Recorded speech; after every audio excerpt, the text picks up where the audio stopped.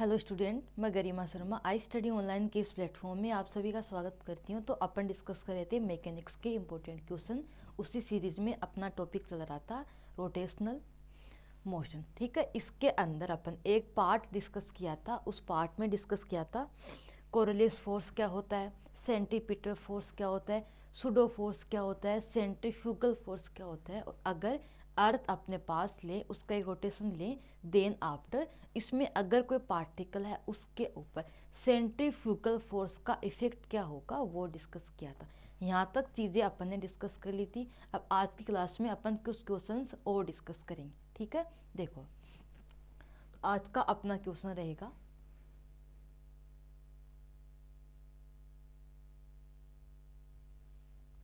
ये अपने पास है आज का क्वेश्चन। ठीक है, क्वेश्चन नंबर फर्स्ट।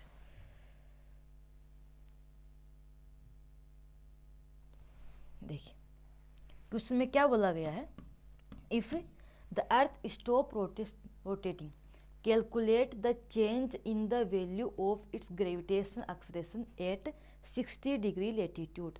तो यहाँ पर गिवन है लेमडा का मान 60 डिग्री।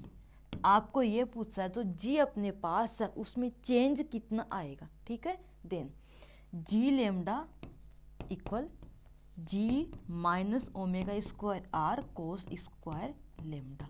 तो यहाँ पर अपने पास जो जी लेमडा है और जो जी है, इनमें डिफरेंस क्या होगा, इनमें चेंज क्या होगा वो अपने को डिस्कस करना है। तो चेंज क्या आएगा, जी माइनस जी लेमडा, और ये इस साइड आएगा तो omega square r cos square lambda. Lambda का मान 60 डिग्री है तो कोस लेमडा क्या होता है 1/2, तो 1/2 का स्क्वायर 1/4। तो ये आया है ग्रेविटेशनल एक्सेलरेशन के अंदर चेंज। अगर बात करें अपन अर्थ की, यहाँ पर क्या गिवन है, अर्थ गिवन है। तो जब अर्थ की बात हो तो अर्थ के लिए एंगुलर फ्रिक्वेंसी या बोल सकते हैं एंगुलर वेलोसिटी अपने पास क्या आई थी, वो आई थी 7.29 गुणा 10 की पावर -5। ये कल ही डिस्कस किया है। ठीक है, और अर्थ का रेडियस क्या होता है 6400 किलोमीटर। तो यहाँ पर लिखेंगे अर्थ का रेडियस अपॉन 4। तो जब इसको अपन सोल्व करेंगे तो चेंज इन एक्सेलरेशन आ जाएगा। इसको आप खुद सोल्व करना और इसका आंसर लिखना। ठीक है, तो ये अपने पास आज का पहला क्वेश्चन है। ओके, अब देखिए लिखो पहले इसको। अब बात करते हैं अगले क्वेश्चन की।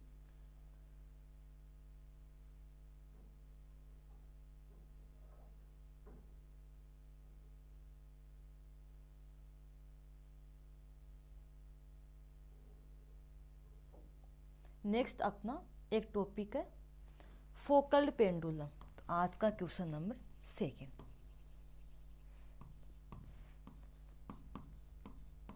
अब फोकल्ड पेंडुलम क्या होता है, देखिए इसके लिए एक होता है रिजिड सपोर्ट। ये जो अपना सेशन है इसमें बस अपन इम्पोर्टेंट क्वेश्चन ही डिस्कस करेंगे, बाकी हर टॉपिक को इतना डिटेल में नहीं डिस्कस कर सकते क्योंकि इतना टाइम नहीं है अभी कि हर चीज़ को अपन बारीकी से पढ़ रहे हैं। ओके, तो यहाँ पर बस इम्पोर्टेंट क्वेश्चन ही डिस्कस करेंगे, बाकी हर टॉपिक को डिटेल में मैंने पढ़ा रखा है आई स्टडी ऑनलाइन के ऐप पर। वहाँ से आप कोर्स ले सकते हो और वो अपने पास BSc सेम फर्स्ट का जो मैकेनिक्स का है वो कोर्स वहाँ पर अवेलेबल है। ठीक है, तो आप वहाँ से खरीद सकते हो। ओके, अब बात करते हैं अपन फोकल पेंडुलम की। ठीक है, देखिए तो फोकल पेंडुलम क्या होता है। फोकल पेंडुलम के अंदर एक लेते हैं गोला जिसका मास है 28 kg।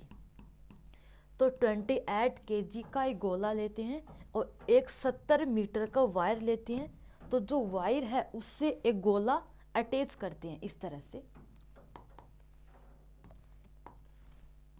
इस तरह से, और ये अपने पास क्या है, गोला है।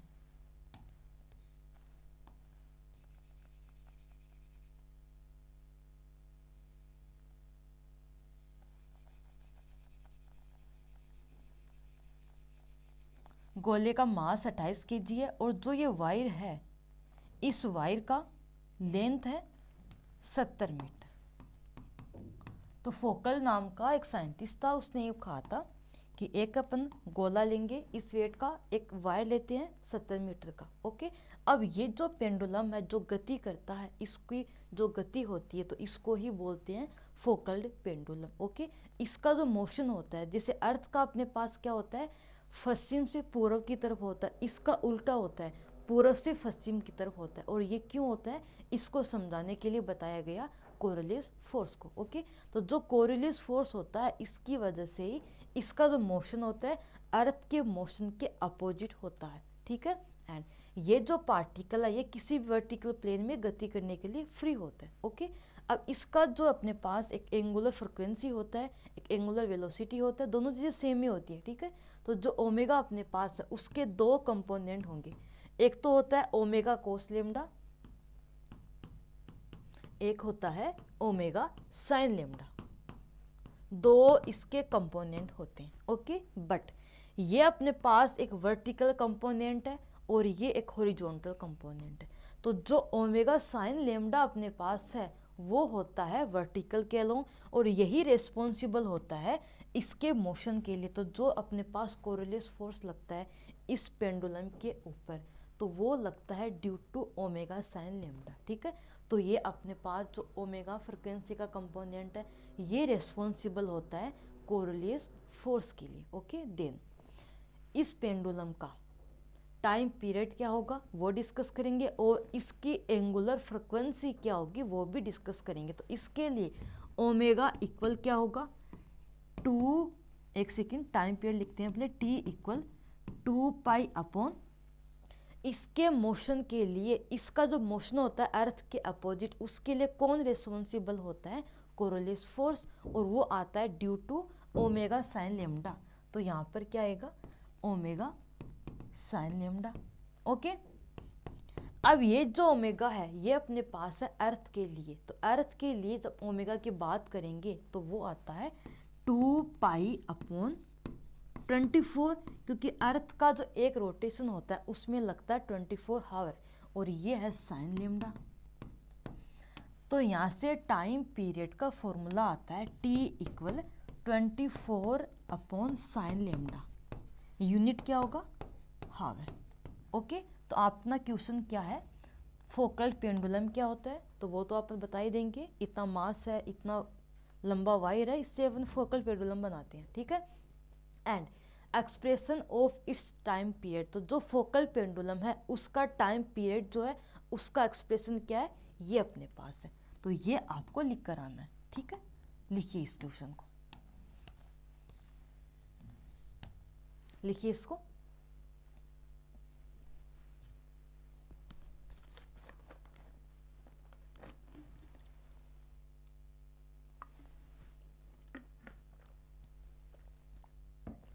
अब बात करते हैं अगले क्वेश्चन की।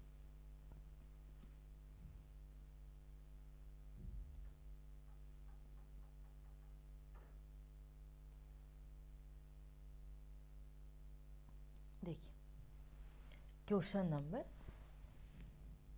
3।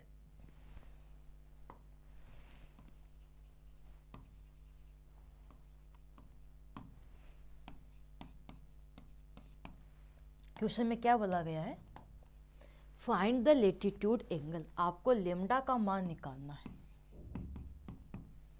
Where the period of the plane of the focal pendulum is 1 day. अगर फोकल पेंडुलम का टाइम पीरियड 1 दिन का है उस केस में लेटीट्यूड एंगल क्या होगा वो अपने को फाइंड आउट करना। ठीक है, तो जो अपने पास फोकल पेंडुलम होता है उसका टाइम पीरियड का फॉर्मूला क्या होता है, अभी डिस्कस किया था अपन ने, T equal 24 upon sine lambda. अगर टी का मान एक दिन का मतलब 24 घंटा, तो 24 घंटा हो तो इस केस में साइन लेम्डा क्या आएगा, 24 से 24 कैंसिल, साइन लेम्डा इक्वल 1। तो साइन लेम्डा का मान 1 कब आता है, जब लेम्डा का मान 90 डिग्री हो, और लेम्डा का मान 90 डिग्री कहाँ पर होता है, पोल्स के ऊपर होता है। तो ये अपने पास क्या है, ध्रुव है, पोल्स। ओके, और लेम्डा का मान अपने को निकालना था। ठीक है, तो लेम्डा का मान कितना आया है, 90 आया है। ठीक है, लिखिए इसको। क्वेश्चन लिखिए।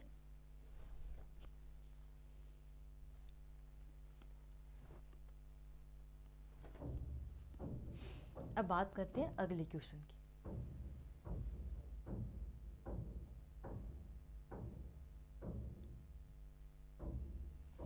ये देखिए, जो फोकल पेंडुलम का टॉपिक है ना, इससे न्यूमेरिकल क्वेश्चन बहुत आते हैं।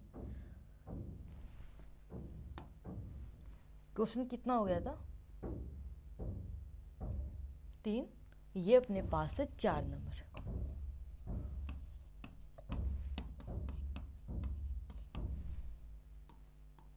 देखिए, क्वेश्चन में बोला गया है the latitude of a place is 30 degree.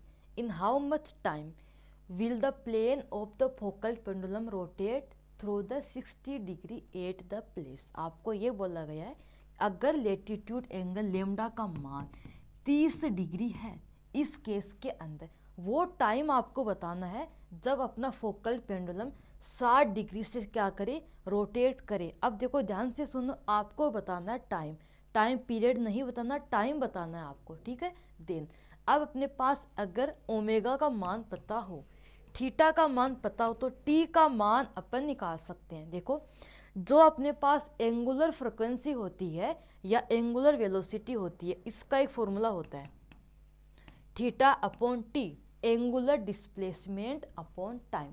तो जो अपने पास एंगुलर फ्रिक्वेंसी है उसका फॉर्मूला क्या होता है?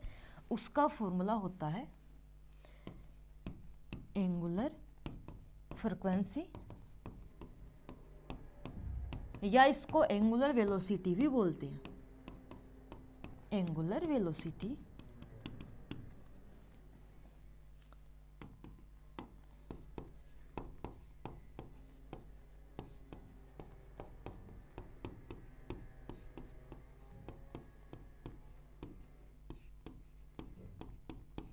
तो इसका एक फॉर्मूला होता है ओमेगा इक्वल एंगुलर डिस्प्लेसमेंट, कोणीय विस्थापन अपॉन टाइम टी। अब देखो थीटा का मान अपने को पता है क्योंकि थीटा अपने पास 60 डिग्री है। टी का मान निकालना है, तो अगर अपने को ओमेगा का मान पता लग जाए तो अपन निकाल सकते हैं थीटा का मान, सॉरी टी का मान, ठीक है। देखो, अब जो फोकल पेंडुलम है उसके लिए अपन ने एक फॉर्मूला डिस्कस किया था, T equal 24 upon sine lambda. ये फोकल पेंडुलम का टाइम पीरियड है। देन अगर अपने को फोकल पेंडुलम का टाइम पीरियड का मान पता लग जाए तो वहां से अपन पता लगा सकते हैं ओमेगा, क्योंकि ओमेगा क्या होता है? 2 पाई अपॉन टी। ये फोकल पेंडुलम के लिए है। टी का मान यहाँ पे पुट करेंगे तो 2 pi upon 24 upon sine lambda. तो इसको लिखेंगे upon omega equal 24 upon 22 pi upon 24 into sine lambda. जब इसको सोल्व करेंगे तो ओमेगा आएगा 15 साइन लेमडा। ओमेगा अपने पास क्या आएगा? 15 साइन लेमडा आएगा, ठीक है, जब इसको अपन सोल्व करेंगे। अब देखिए, लेमडा का मान क्वेश्चन में गिवन है 30 डिग्री और साइन 30 क्या होता है? 1/2 होता है। तो यहां से ओमेगा क्या आएगा? साइन 30 15/2। अब ओमेगा पता लग गया, थीटा का मान पता लग गया, तो यहां से निकाल सकते हैं टी टाइम का मान, ठीक है। तो ओमेगा इक्वल, ये फॉर्मूला भी आप याद रखना, ये वाला। Then omega equal theta upon t. तो टी यहां से क्या आएगा? थीटा का मान 60 डिग्री, ओमेगा का मान 15/2। तो यहाँ से टी अपने पास क्या आएगा? टाइम। और इसको जो सोल्व करेंगे और टी का मान क्या आया है? 8 अपने पास आया, ठीक है। लिखिए इसको।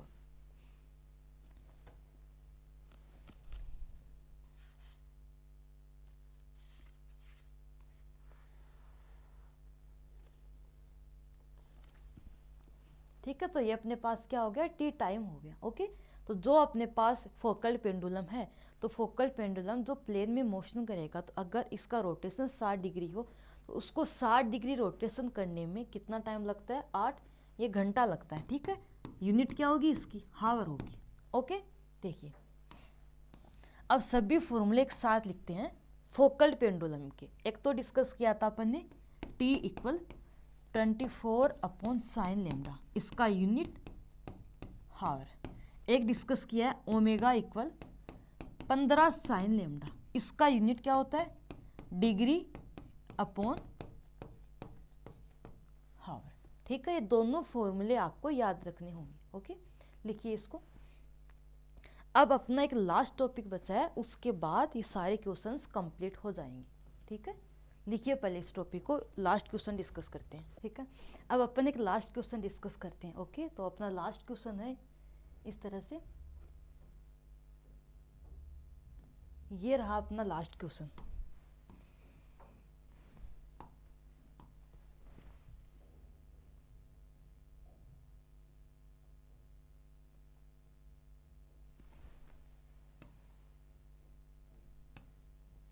देखिए क्वेश्चन में क्या बोला गया है कि अर्थ पर अपने पास क्या है, अर्थ है इस तरह से, ठीक है। इसके ऊपर अगर कोई पार्टिकल को ऊपर से अपन फेंकें, देखो ध्यान से, एक पार्टिकल है उसको फॉलिंग किया गया वर्टिकली डाउन ऑन द अर्थ, एक अर्थ अपने पास है, उसके ऊपर अगर एक पार्टिकल को इस तरह से फेंकें, इस केस के अंदर अपने को पूछा है डिस्प्लेसमेंट का एक्सप्रेशन, ओके। देखो तो यहाँ से एक पार्टिकल है, इस पार्टिकल को ऊपर से फेंका गया नीचे की तरफ अर्थ के ऊपर, तो इस केस के अंदर जो पार्टिकल है उसका जो डिस्प्लेसमेंट आता है उसका एक्सप्रेशन क्या होगा वो अपन डिस्कस करेंगे, ठीक है। देखो इस तरह से ये अपने पास है टॉपिक अपना, तो इसको अपन समझते हैं।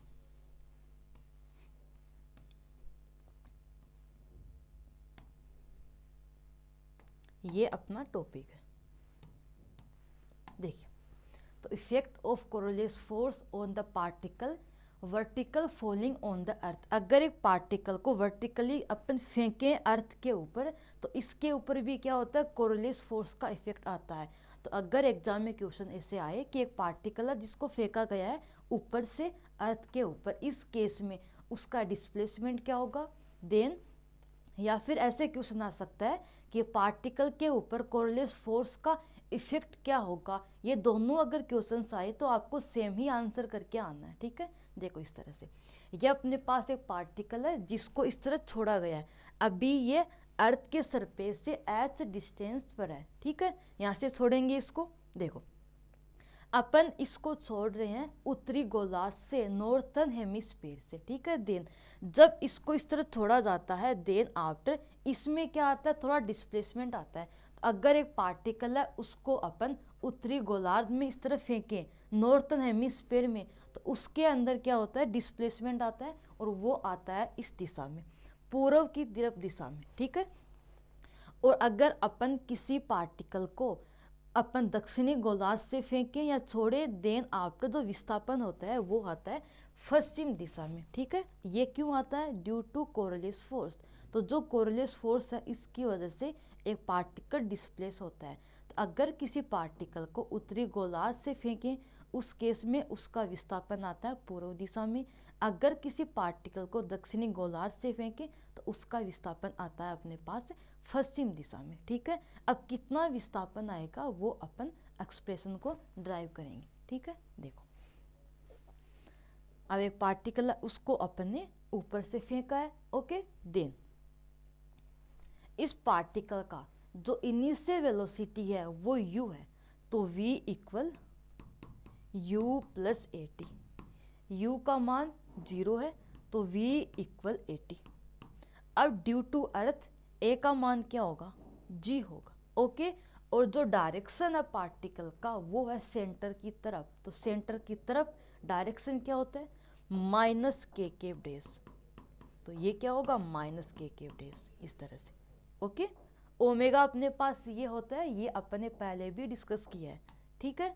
देखिए आगे ये अपने पास कोरोलिस फोर्स है, तो क्या करेंगे, कोरोलिस फोर्स के अंदर ओमेगा की वैल्यू पुट करेंगे, और जो वेलोसिटी आई है अभी डिस्कस की है अपन ने उसका वैल्यू भी पुट करेंगे। तो जब इनका वैल्यू यहाँ पे पुट करेंगे तो ये अपने पास आएगा फोर्स का मान। अब ध्यान से देखिए, जब एक पार्टिकल को उत्तरी गोलार्ध से फेंकेंगे, इस केस के अंदर इसके ऊपर लगता है कोरोलिस फोर्स, वो लगता है अपने पास आई कैप डेस डायरेक्शन मीन्स पूर्व दिशा में। इसी वजह से पार्टिकल क्या होता है, पूर्व की ओर विस्थापित होता है। ठीक है, देखिए अपने को निकालना डिस्प्लेसमेंट, तो इसको लिख सकते हैं इस तरह से, यहाँ से निकालना अक्स रेस का मान। तो इसके लिए अपन क्या करते हैं, इसका करते हैं इंटीग्रेशन। क्या करते हैं, इसका दोनों साइड करेंगे इंटीग्रेशन इस तरह से। ठीक है, इसका इंटीग्रेशन क्या होगा, डी अक्स डेस अपॉन डी टी। इसका इंटीग्रेशन अपने पास ये होगा इस तरह से। ठीक है, अब ध्यान से देखिए, ये अपने पास आ गया। अब अपने को निकालना अक्स डेस का मान, तो इस समीकरण का एक बार और करेंगे इंटीग्रेशन। ओके, वो करने से पहले अपन मान निकालेंगे कांस्टेंट सी का मान। ठीक है, इनिशियली जब अपन पार्टिकल का मोशन स्टार्ट करते हैं तो उसका वेलोसिटी अपने पास क्या है, 0 है। ठीक है, देन अब पार्टिकल को इस तरफ फेंका गया है, तो इस तरफ फेंकेंगे जब पार्टिकल को, इस केस में अक्स के अलोंग, इसका वेलोसिटी 0 है स्टार्टिंग में, तो u का मान 0 कर देंगे, इसका मान 0, टाइम का मान 0 करेंगे, तो c का मान क्या होगा, वो भी 0 आएगा। ओके, देन आफ्टर अब इस इक्वेशन को एक बार और करेंगे इंटीग्रेट, तो अपने पास ये आएगा। इसका इंटीग्रेशन क्या होगा, अक्स डेस, इसका क्या होगा, टी क्यूब अपॉन 3। तो क्योंकि अपने पास इंटीग्रेशन हो रहा है टाइम के रेस्पेक्ट में, तो टी स्क्वायर का क्या होता है, टी क्यूब अपॉन 3। और ये कांस्टेंट यहाँ पर क्या रहेगा, सेम रहेगा।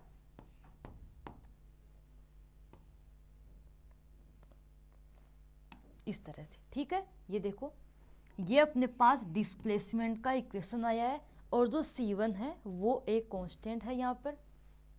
इसका मान निकालेंगे, तो जब पार्टिकल स्टार्टिंग में t इक्वल 0 पे होता है, उस केस में उसका जो डिस्प्लेसमेंट है, उसका जो अपने पास पोजीशन है वो y के अलोंग है। पार्टिकल का x डायरेक्शन में कोई भी डिस्प्लेसमेंट नहीं होता है। ठीक है, देखिए यहाँ पर जब t इक्वल 0 है तो ये पार्टिकल यहाँ पर है, तो इस पार्टिकल का कोऑर्डिनेट क्या है, x का कोऑर्डिनेट 0, y का कोऑर्डिनेट h है। तो x का कोऑर्डिनेट क्या, इनिशियल 0 अपने पास, तो यहाँ पर क्या करेंगे, 0 करेंगे इस तरह। ठीक है, ध्यान से सुनना मेरी बात। जब पार्टिकल को छोड़ेंगे उस पॉइंट के ऊपर इनिशियली, उसका x कोऑर्डिनेट 0 है और y कोऑर्डिनेट क्या है, इसका h है। ठीक है, यहाँ पर तो x डेस को अपन ने 0 कर दिया, तो x डेस इक्वल अपने पास ये होगा। ठीक है, और ये क्या है, डिस्प्लेसमेंट है। देखिए अब यहाँ पर अपन यूज करेंगे सेकेंड इक्वेशन ऑफ मोशन को। उसके लिए देखो, s equal U T plus half A T square होता है। तो जब पार्टिकल h हाइट पे होता है, उस केस में उसका वेलोसिटी क्या है, 0 है, एंड उसका हाइट क्या है, h है।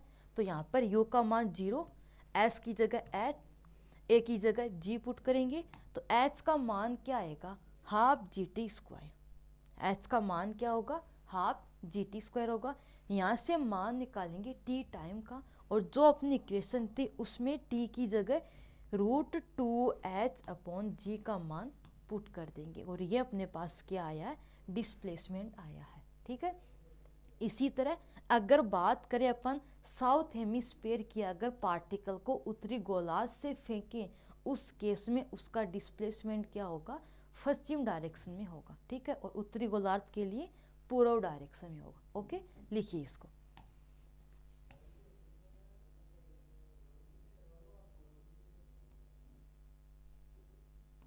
ठीक है, तो ये टॉपिक अपना यहाँ पर कंप्लीट होता है। इसी के साथ जो चैप्टर अपने पास था रोटेशनल मोशन, इसके क्वेश्चंस भी अपन ने जितने इंपॉर्टेंट थे सारे डिस्कस कर लिए। ओके, तो ये अपने पास था रिलेटिव रोटेशन मोशन था। ओके, इसके अंदर अपन ने अर्थ की सारी चीज़ें डिस्कस की है। सेंट्रीफ्यूगल फोर्स क्या होता है, सेंटीपिटल फोर्स क्या होता है, कोरोलिस फोर्स क्या होता है। अगर एक पार्टिकल को ऊपर से फेंके अर्थ के ऊपर, तो उसका डिस्प्लेसमेंट जो होगा वो किस डायरेक्शन में होगा, सारी चीज़ें अपन ने डिस्कस कर ली हैं। ठीक है, तो आज अपन इतना ही डिस्कस करेंगे।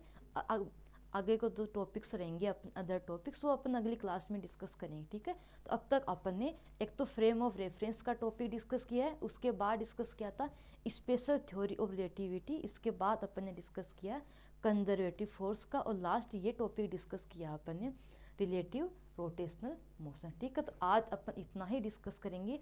अब मिलते हैं अपन एक नए टॉपिक के साथ। Okay, thank you student.